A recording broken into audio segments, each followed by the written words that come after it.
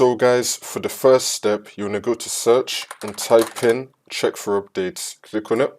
And then once you're on this, you want to click on check for updates. Make sure that your computer is fully up to date.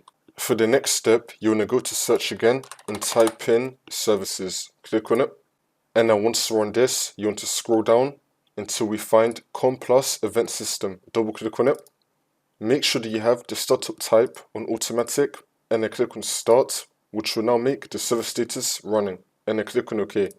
Next, you want to click on any service one time and then click on S on your keyboard. Now you want to find System Event Notification Service.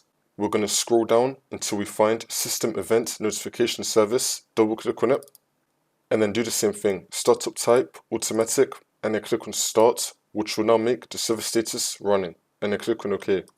And now for the last step, you want to restart your computer, and this should now fix your problem.